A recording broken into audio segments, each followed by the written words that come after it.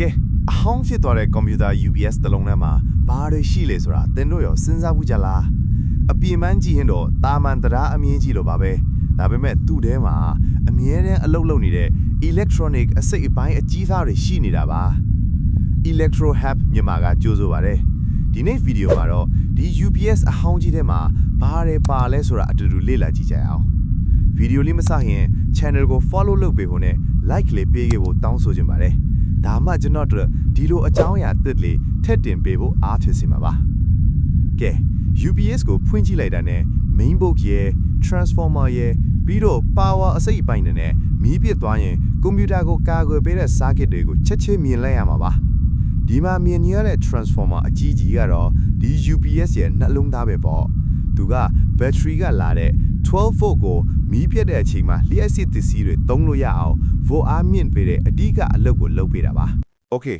အခုဒီဝက်ဦးလေးတွေကိုဖြုတ်လိုက်ရင်တော့ UPS ရဲ့ battery တွေကိုတွေ့ရပါပြီ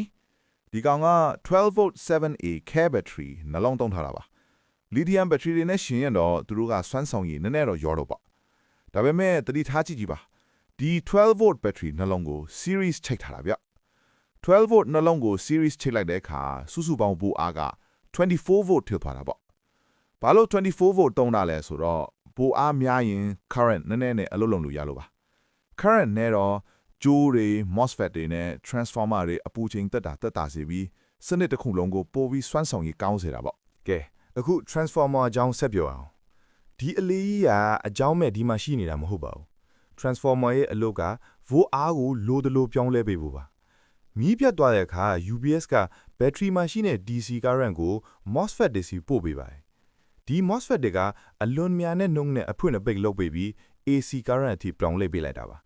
အဲ့ဒီအချိန်ညမှာ transformer ကနေ12 volt ဒါမှမဟုတ်24 volt ကနေ110 volt ဒါမှမဟုတ်220 volt အထိ volt အားကိုမြင့်တင်ပေးလိုက်တာပေါ့ပြီးတော့သူက volt အားမြင့်ပေးရုံနဲ့မကဘူးအလျက်စစ်စီစဉ်မှုလုံခြုံအောင်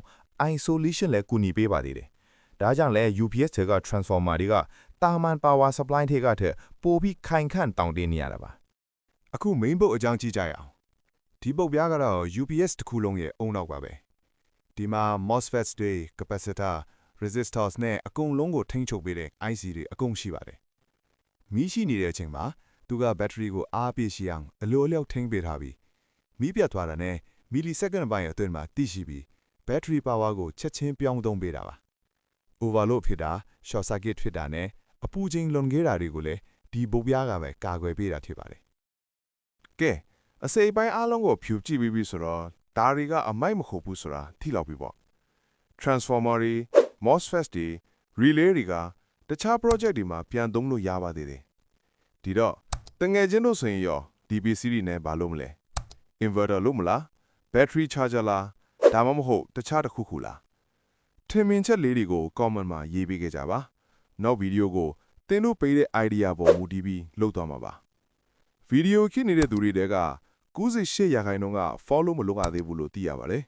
ဒါကြောင့်အခုပဲ follow နေထားလိုက်ပါအောင်နောက်ဗီဒီယိုမှာဒီပစ္စည်းတွေနဲ့လက်တွေ့ project တစ်ခုလုပ်ပြသွားမှာမို့လို့စောင့်ကြည့်ပေးကြပါအောင် Electro Hub မြန်မာကနေအားလုံးကိုကျေးဇူးတင်ပါတယ်ခင်ဗျာ